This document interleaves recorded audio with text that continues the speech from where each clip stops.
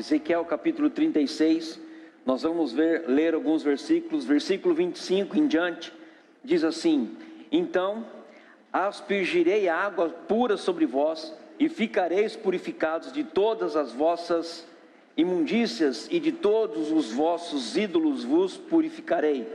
Dar-vos-ei coração novo, e porei dentro de vós espírito novo. Tirarei de vós o coração de pedra, e vos darei coração de carne. Porei dentro de vós o meu espírito, e fareis que andeis nos meus estatutos, guardeis os meus juízos, e os observeis. Amém? Esse é a palavra do Senhor nessa noite para nós aqui. E nós vamos falar de 3 coisas importantes. Eu quero que você, se você quiser anotar, você anote, mas são 3 coisas importantes que nós vamos falar aqui. Nós estamos falando sobre minha vida em chamas para Deus, mas eu queria falar de 3 coisas importantes. Primeiro, eu queria falar sobre a igreja. Segundo, eu quero falar sobre o Espírito Santo. E o terceiro ponto que eu quero falar para você é o ponto, o que aconteceu com a igreja no pós-Pentecostes. O que aconteceu com isso no pós-Pentecostes? E eu queria falar um pouquinho sobre a igreja dentro desses versículos, quando Ezequiel estava falando com Deus, ele estava recebendo todas essas instruções para Deus. Ele estava trazendo instrução para o povo de Israel, e ao trazer essa instrução, com certeza ele estava trazendo também para nós hoje instrução, e essas instruções foram cumpridas por meio de Jesus lá na cruz do Calvário, e hoje chega essas instruções para nós de forma maravilhosa. Eu queria falar então nesse contexto sobre a igreja. Quem é a igreja, ou o que é a igreja? A igreja, ela é a criação do Espírito Santo.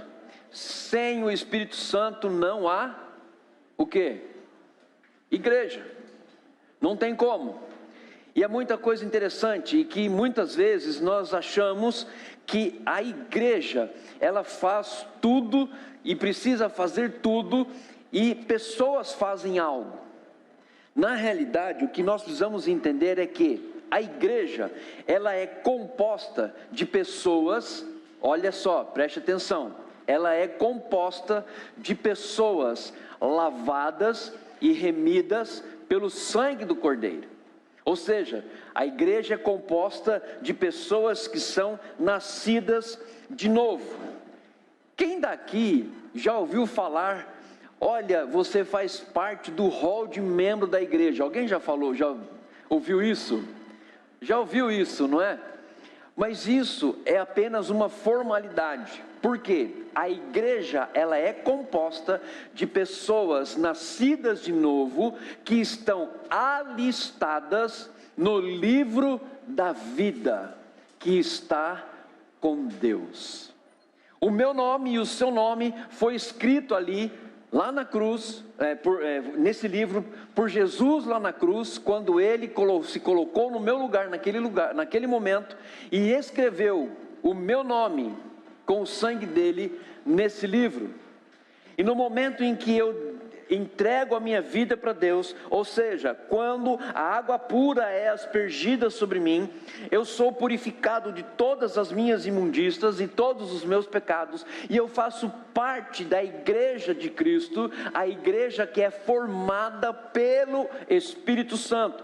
E igreja e Espírito Santo tem uma ligação muito forte, porque quem convence do pecado, da justiça e do juízo, não sou eu, não é o pastor, não é o líder que faz algo, não é as pessoas, mas é o Espírito Santo que está presente na igreja e que é manifestado na hora da pregação, na hora de um louvor, na hora de explicação de uma lição, enfim. As pessoas são usadas pelo Espírito Santo, e através do Espírito Santo as pessoas se convertem. Elas são convencidas, elas são convertidas de que elas são pecadoras e elas precisam de um novo caminho. Isso é a igreja. Por que eu falo isso? Se eu perguntar para você, você poderia declarar Jesus Cristo é o Senhor? Então, só pode declarar Jesus Cristo é o Senhor se for pelo Espírito Santo de Deus. Agora, o que a igreja mais precisa hoje, nos dias atuais? Da ação sobrenatural do Espírito Santo de Deus. A igreja não precisa da ação do Espírito Santo para fazer um piquenique, para fazer um evento, para fazer qualquer coisa para movimentar a igreja, mas ela precisa do Espírito Santo para trazer pessoas, ou para que as pessoas venham para a igreja e conheçam um dom, que é o dom do fogo pentecostal que existe na igreja. Eu quero que você anote isso, porque é uma das coisas que nós vamos estar falando muito em breve, sobre o dom do fogo pentecostal. Por que eu falo isso? Deixa eu perguntar, se você for a um evento, você é curado nesse evento? Pode ser que sim, pode ser que não. Se você for num piquenique, você pode ser liberto dos seus vícios, dos seus males? Pode ser que sim e pode ser que não. Você não concorda com isso? Eu acho que sim, porque tem evento que a gente vai, brinca o dia inteiro e não acontece nada. Pelo contrário, a gente sai machucado, porque quando a gente vai jogar bola, os caras entram pesado no negócio de bola, machuca tornozelo, machuca joelho, cai, rala, enfim.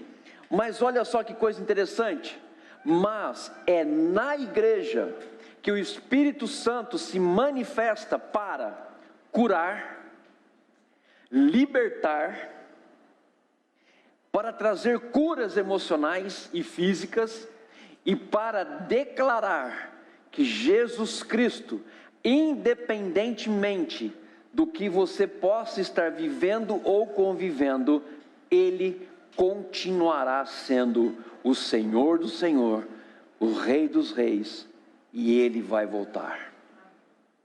Não existe outra forma. Por que eu falo isso, gente? Pensando na igreja, nós não precisamos de um mistério para ir e fazer a obra de Deus. Você concorda com isso? Você pode estar em qualquer lugar e Deus te usar. Eu creio nisso. Eu posso estar na fila do banco, na fila do mercado, andando na rua. Deus pode me usar para falar com alguém e aquela pessoa se converter. Eu creio nisso. Só que é o seguinte, por que nós precisamos da igreja? Porque a igreja é o local aonde os santos se reúnem, como nós estamos nos reunindo aqui, aonde o corpo de Cristo, que no grego chama-se soma, ou seja, quando você se agrega ao corpo de Cristo, você está somando o corpo de Cristo, você está sendo acrescido ao corpo de Cristo. Então, corpo de Cristo no grego significa soma, aonde você é inserido, para que Deus possa te usar quando você estiver fora do corpo, ou seja, quando você estiver no seu dia a dia. Mas você precisa do corpo para quê? Para renovar, para ser sustentado por Deus, para você ter um encontro com Deus, para juntos nós podemos estar recobrando o ânimo, para continuar fazendo a obra de Deus. Por que eu falo isso? Eu creio nessa frase, um cristão sem igreja é uma contradição, porque a Bíblia diz em Hebreus 10, se não me falha a memória, 25, ele diz, não deixemos de congregar, ou seja, não deixemos de estar somando no corpo de Cristo, de estar ali juntos no corpo de Cristo. Para quê? Para que tenha comunhão, para que nós possamos crescer, para que nós possamos ser renovados. Queridos, uma das coisas mais difíceis que eu senti na pele, foram dias que eu não podia estar na igreja, dentro da pandemia, dentro dessa situação que nós estamos vivendo. Hoje um pouquinho mais liberal, porque graças a Deus temos aí essa liberdade. Mas é uma das coisas que a gente queria fazer e nós não podíamos fazer. Por quê? É bom você assistir um culto online? É gostoso. Mas é bom você estar o quê? Com contato humano.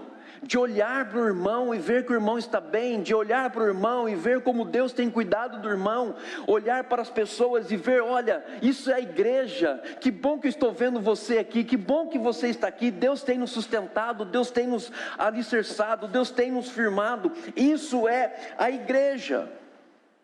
Mas a igreja sozinha, ela não é nada sem o Espírito Santo.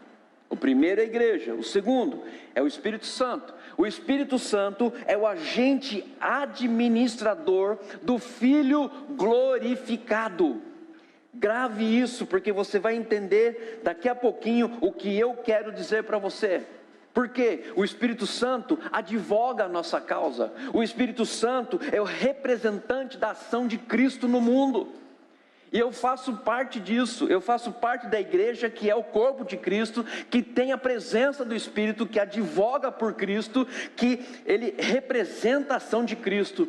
E a missão da igreja e a missão do Espírito Santo na igreja é glorificar a Deus. Veja bem, a missão da onde? Do Espírito Santo na igreja, ou seja, é necessário nós estarmos unidos no corpo para glorificar a Deus. Ah, pastor, mas eu posso fazer sozinho em casa. Ok, mas vamos pensar uma coisa, é melhor sozinho em casa ou junto com o corpo? O que vocês acham? Quem acha que é gostoso estar na igreja junto com o corpo? Levanta a mão. É maravilhoso, o ambiente muda, a situação muda. Então o Espírito Santo é o que traz a vida para o corpo. Lógico, eu estou falando de igreja local, aonde nós nos reunimos, mas existe a igreja somos nós, eu e você. Nós estamos indo, levando o nome de Jesus a qualquer lugar. Mas aonde eu recarrego a bateria é no corpo. Aonde eu sou renovado é no corpo. Porque eu creio naquilo que Salomão disse há muito tempo atrás em Eclesiastes. Eu não me lembro agora o versículo, me veio agora esse versículo na mente, que ele diz o seguinte: um cordão de 3 dobras não se rompe com facilidade. Eu vou fazer um desafio aqui para você. Fica um mês sem vir na igreja e tenta fazer adoração na sua casa, tenta ler a Bíblia na sua casa, tenta ser ministrado na sua casa, tenta receber algo na sua casa. Qual seria a reação? Qual seria a sua reação? Possivelmente você não vai conseguir fazer muito tempo a adoração, você vai diminuindo o tempo. Por que eu falo isso? Gente, é muito simples. A urgência do mundo, a urgência do mundo sufoca as minhas e as suas prioridades. Sufoca. E aí o que acontece?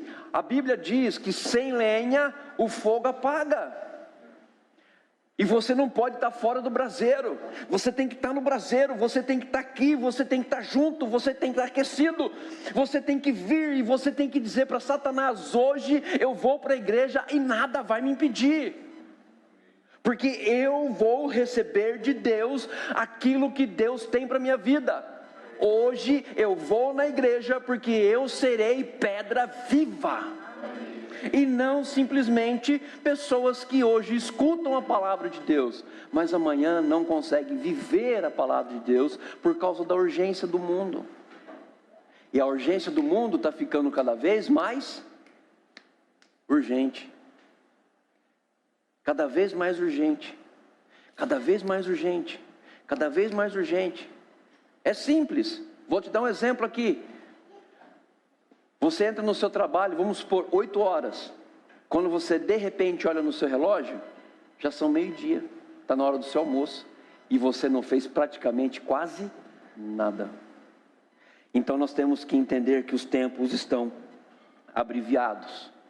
Olha só, nós podemos ter todos os recursos do mundo, sermos uma igreja abastada, uma igreja com recursos financeiros, com várias coisas acontecendo, com pessoas trabalhando, com pessoas sendo envolvidas cada vez mais na obra, mas se não tiver o Espírito Santo, isso vai acabar uma hora. Em algum momento vai acabar. Podemos ter multidões, mas a luz da presença de Deus poderá não estar nas multidões. Porque é muito fácil nós estarmos movimentando a obra de Deus, mas movimentar a obra para que a obra se aqueça e tenha o coração cheio da presença de Deus é muito mais difícil. É muito mais difícil. E olha só uma coisa que eu quero passar para você aqui. Quando a igreja tem o Espírito Santo, haverá oração incessante, haverá testemunhos de fé, haverá milagres, porque os milagres virão não do que se fala, não do que se prega, mas do poder que vem do alto, o poder que vem de Deus, pelo Espírito Santo de Deus. Haverá conversões. Pessoas podem até discutir, pessoas podem até falar, mas quem convence a pessoa de que ela precisa de Jesus, não é o homem, é o Espírito Santo que age na vida do homem. E aqui não estou excluindo mulher, de forma alguma, homem, sentido de humanidade, qualquer pessoa. A igreja pode ser até dirigida pelo braço forte de pessoas, mas somente o Espírito Santo na igreja fará vivo o templo do Deus que é vivo. Quando você vem para este lugar, você não vem para um lugar comum, você vem para o templo de Deus, e o Deus vivo está aqui. E eu quero ser aquecido por esse Deus vivo. E se a chama ardente estiver aqui fumegando, eu quero estar vendo esta chama ardente. E eu quero ser transformado por ela, da mesma forma que aconteceu com Moisés. Pode acontecer comigo? Pode acontecer com qualquer pessoa. Porque essa é a função do Espírito Santo na igreja, de aquecer os nossos corações. E vou dizer para você, anote essa frase: tudo é muito mais diferente quando o fogo do Espírito Santo está em nossos corações. É totalmente diferente. Por que eu digo isso? Simples. Quando o Espírito Santo está em nós, transforma o que prega, transforma o que canta, transforma o que serve. Isso é igreja. Uma igreja cheia do poder do Espírito Santo.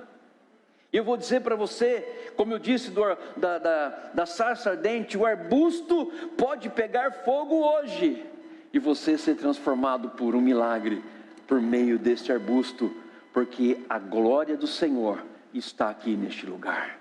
Aleluia. Glória a Deus por isso. Falei da igreja, falei do Espírito Santo na igreja. Eu quero falar um pouquinho sobre o Pentecoste. Vamos falar do Pentecoste antes do Pentecoste. O Espírito Santo era ativo ou era ativado na vida das pessoas de uma maneira muito especial e muito particular. Depois que era usado aquela pessoa, o Espírito Santo se retirava. Ok, Jesus veio, ele usou ali todo o seu poder, toda a sua glória, toda a sua majestade, mostrou o porquê que ele veio, ele realizou o seu propósito, mostrou para nós que precisamos do Espírito Santo. E quando ele disse isso para os seus discípulos, eles estavam preparando os seus discípulos para o que vinha pós-Pentecoste. O que o Pentecoste fez? Pentecoste trouxe luz, o Pentecoste trouxe luz, o Pentecoste trouxe poder e o Pentecoste trouxe alegria. Por que eu falo isso? É simples. O que aconteceu com os discípulos depois da morte de Cristo? O que aconteceu? Quem sabe me dizer? Se você está em casa, sabe me dizer, coloque aí no chat dizendo o porquê que os discípulos precisavam do Pentecoste. Era simples. Porque eles estavam com medo dos judeus. Estavam com medo dele. E eles entraram dentro de uma casa, guarde isso. Eles entraram dentro de uma casa e ficaram ali, com portas fechadas e janelas fechadas. Segura um pouquinho nisso, entenda isso. E nós vamos entender o porquê que o Pentecoste se fez necessário, e hoje se faz necessário estarmos cheios do Espírito Santo de Deus. O Espírito Santo sempre esteve presente no mundo, desde a criação. Se você olhar lá no livro de Gênesis, diz: a terra era sem forma e vazia, e o Espírito Santo pairava por sobre as águas. O Espírito estava presente desde a criação. Então, a criação foi resultado da atividade do Espírito Santo, porque o Espírito Santo deu forma à criação. Olha só que coisa linda, que coisa maravilhosa. Como que o Espírito Santo agiu no Antigo Testamento? Ele foi agente criador, sustentador e renovador do mundo. Ele foi o doador da vida. E ele deu dádiva ao homem e distinguiu o homem da criação e o resto da obra de Deus. Ou seja, não estou denegrindo o resto, a palavra resto, com relação à obra de Deus, mas o restante da obra de Deus. Deus definiu pelo poder do Espírito Santo quem era o homem e quem era a obra, ou seja, o resultado final de toda a criação. Deus definiu: o homem é a nossa semelhança e a nossa imagem. Aí você vai entender isso. O Espírito Santo no Antigo Testamento veio sobre a vida de Moisés, sobre a vida de Sansão, Bezalel, Gideão, Samuel, enfim, vários outros. No Novo Testamento, como que ele agiu? Ele agiu como agente ativo na salvação. Foi clássico isso, se você olhar nos evangelhos. Mas olha só, o Pentecoste trouxe luz, trouxe poder e alegria à igreja, correto? Até aí todo mundo certinho. Agora nós estamos falando no Pentecoste. Lembra que eu falei para vocês que eles estavam em casas fechadas, com janelas e portas fechadas, e eles não saíam para nada, até no dia em que o Pentecoste veio, e eles saíram e foram para o cenáculo. Veio o vento, veio o fogo, veio o dom de línguas para aquelas pessoas. Mas o que era ali e o que nós precisamos ver nesse Pentecoste não é o vento, não é o fogo e não é o dom das línguas, mas sim a intensificação do Espírito Santo na vida daquelas pessoas, a distribuição do Espírito Santo na vida daquelas pessoas. E essa distribuição fez com que esses homens e essas mulheres levassem o dom do Filho do Homem, o dom de Deus para as outras pessoas. Cristo cumpriu a missão e disse: é de vocês, agora é com vocês, fiquem aí do alto, fiquem na cidade, até que do alto sejais revestidos de poder. Não foi isso que foi feito? Foi isso. As janelas que estavam fechadas, agora estão abertas, porque não tinha mais medo para falar. As portas que estavam fechadas, estavam escancaradas, porque no pós-Pentecoste, depois daquele evento, o que aconteceu depois do evento do Pentecoste? Veja bem, o que aconteceu? A transformação teve uma sequência contínua na vida daqueles discípulos.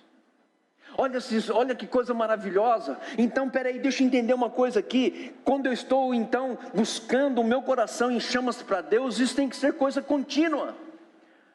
Não é só de um dia, não é só de algumas horas na igreja, mas é de algo que precisa ser reavivado todos os dias. Ou seja, quando Jesus foi o assunto ao céu, disse para esperar em Jerusalém, eles esperaram, veio o Pentecoste. Agora o temor que estava dentro da casa passou-se para fora da casa, mas não com o medo, mas um temor a Deus, que levou outras pessoas a conhecerem a Cristo como Senhor e Salvador de suas vidas. Vocês vão enjoar de ouvir eu dizer sobre Pedro e Paulo. Eu gosto muito dessas duas personagens. Olha só que coisa interessante. As reuniões nas casas não eram mais com portas fechadas e nem janelas trancadas, mas eram abertas para que as pessoas pudessem ouvir: Jesus Cristo é o Senhor. Não existia mais medo, não existia mais temor. Por quê? Aí entra uma outra coisa que eu quero passar para você, e eu vou começar a ensinar isso, a ministrar isso, já na próxima semana. O Espírito com a pessoa e o Espírito dentro da pessoa. O que ele faz com e o que ele faz em. Olha só, eu quero que você abra comigo em João capítulo 14, versículo 17. Um novo poder estava operando naquela época, e era o poder do Espírito Santo. João 14, 17, o que ele diz aí? Vós o conheceis, porque ele habita em vós e estará em vós. Preste atenção, Jesus e os discípulos, eles caminhavam juntos, o Espírito ao lado. Quando o Pentecoste veio, Jesus já não estava mais, porque a missão do Consolador foi: eu vou para enviar o Consolador. Quando Jesus foi, os discípulos, as pessoas que estavam naquele cenáculo, eles foram cheios do Espírito Santo, ou seja, o Espírito não estava fora, mas estava dentro. Está dentro de nós, está dentro de mim, está dentro de você. E é por isso que quando eu vejo a vida de Paulo, quando o Espírito está em Paulo, vivendo dentro da vida de Paulo, é que Paulo podia dizer: logo, não sou eu mais quem vivo, mas Cristo vive em mim. Só pode dizer isso quem tem a experiência interior com o poder do Espírito Santo de Deus. E se você deseja ter esta experiência, comece a clamar dia após dia: Senhor Jesus, traga o Espírito em mim, traga o Espírito dentro de mim, aqueça o Espírito Santo dentro de mim, aqueça a minha vida, aqueça o meu coração. Porque o que aconteceu? Aí nós vamos falar do pós-Pentecostes. O que aconteceu com o pós-Pentecostes? Olha só que coisa interessante. Trouxe uma nova dinâmica de justiça. Teve uma nova dinâmica de justiça. Não a justiça de Deus, dos homens, mas a justiça dos homens. Não a justiça dos homens, mas a justiça de Deus. O que isso significa? Significa algo muito importante. O Pentecoste trouxe para o homem o conserto, o acerto do foco. Ele trouxe luz para o homem. Antes, a luz estava com os discípulos, estava caminhando com os discípulos. Depois essa luz veio para dentro dos discípulos, e houve um ajuste dessa luz, e a dinâmica mudou. Olha só que coisa interessante. Lembram da história, quando, eu não lembro, Paulo e o mágico Elimás, acho que, se eu não me engano, Atos 16 ou 19, uma coisa assim. Se você achar aí, você me fala qual é o capítulo, mas acho que deve ser Atos 19. O que aconteceu naquela época? A forma como foi conduzida aquela situação, a dinâmica que Paulo usou ali, se não me falha a memória, foi Paulo, usou ali, só pode ter sido usado pelo Espírito Santo de Deus. Ele disse assim ainda, ele chegou e falou assim: para.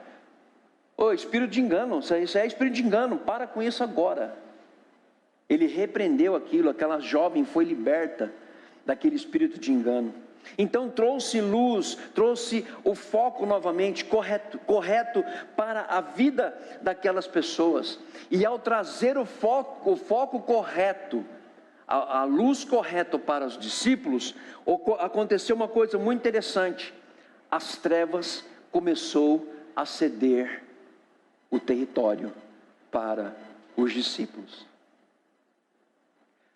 O pós-Pentecoste fez com que as trevas começassem a se recolher, dando a liberdade para que os discípulos continuassem a falar do pecado, da justiça e do juízo de Deus. Essa luz veio com poder de convicção, ou seja, pelo Espírito Santo de Deus. Uma outra coisa aqui, para a gente já começar a encerrar e pensar aqui numa conclusão que eu quero passar para você. Olha só que coisa interessante. O Espírito Santo, pós-Pentecoste, trouxe uma nova comunhão. Irmãos, uma nova comunhão. O reino de Deus, a partir daquele momento, ele passou a ter uma nova teocracia. Ou seja, Deus dirigindo tudo, permeada, dominada e santificada pelo Espírito Santo de Deus. Como eu disse, o pós-Pentecostes, o foco não estava no vento, no fogo ou nos dons das línguas, mas estava em fazer o bem para todos aqueles que precisavam de uma palavra de amor, fé e esperança. Isso que chama a nossa atenção, e isso é que chama a minha atenção. Eles foram dominados por esse poder, e um novo momento de comunhão é onde eles se reuniam, onde eles estavam, eles glorificavam a Deus, eles tinham prazer de glorificar a Deus. E aí vai ter início logo, exatamente sobre isso, quando o Espírito no pós-Pentecoste começou a agir na vida dos discípulos e daqueles apóstolos, começaram as manifestações de dons, e nós vamos ensinar isso, eu quero ministrar sobre isso também. E isso fez o quê? Que cada apóstolo, cada pessoa dominada pelo Espírito Santo, fosse controlada por ele, e levava uma mensagem de amor, fé e esperança. Poderíamos estar aqui falando e citando vários exemplos, mas eu quero citar um exemplo aqui, e já vou encerrar, para que Deus possa estar falando com você por meio da oração. Ananias, ele foi instruído por Deus para ir até uma rua chamada direita, colocar a mão sobre a vida de Paulo, para que Saulo, ele teve essa mudança de nome de Saulo para Paulo, para que colocasse a mão sobre as vistas daquele homem, e ele voltasse a ver. Ananias, ele, com medo por conhecer quem era, ele relutou um pouquinho, mas ele obedeceu. E o que acontece? Uma pessoa cheia do Espírito Santo, obediente à palavra do Senhor, vai fazer milagres. Vai fazer milagres. Ananias chega, ora por Paulo, ora por Saulo. Ele até começa o discurso, eu acho muito interessante isso. O discurso: irmão Paulo, irmão, amigo, tudo bem? Estou aqui em paz, não vim aqui fazer guerra. Acho que deve ter ficado com tanto medo, porque eu vou orar com um cara que matava cristão, agora Mas ele foi, e Ananias trouxe a vista para Paulo, e Paulo foi cheio do Espírito Santo de Deus. Paulo, cheio do Espírito Santo de Deus, foi conduzido pelo Espírito para Jerusalém. Muitas pessoas falam: não vai para lá que o pessoal vai matar você, mas tudo tinha um propósito. Ele obedeceu e foi tremendamente usado por Deus. A minha pergunta para você nessa noite, dentro daquilo que nós lemos aqui em Ezequiel, eu quero ler de novo para que você possa acompanhar. Diz assim: então aspergirei água sobre vós e ficareis purificados de todas as vossas imundícias, e de todos os vossos ídolos vos purificarei. Eu quero dizer para você que isso já aconteceu. Se você é salvo, e se você tem a salvação em Cristo Jesus, você já é lavado pelo sangue do Cordeiro. Isso já aconteceu.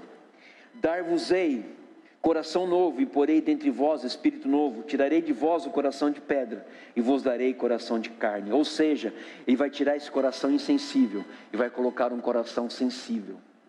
E ele continua dizendo aqui, porei dentro de vós o meu espírito, e farei que andeis os meus estatutos, guardeis os meus juízos, e os observeis. É uma pessoa cheia do Espírito Santo, que Deus quer usar nos dias de hoje. É uma pessoa tomada, dominada, abraçada pelo Espírito Santo, que Deus almeja nessa noite, para fazer da sua vida e da minha vida vaso de bênção.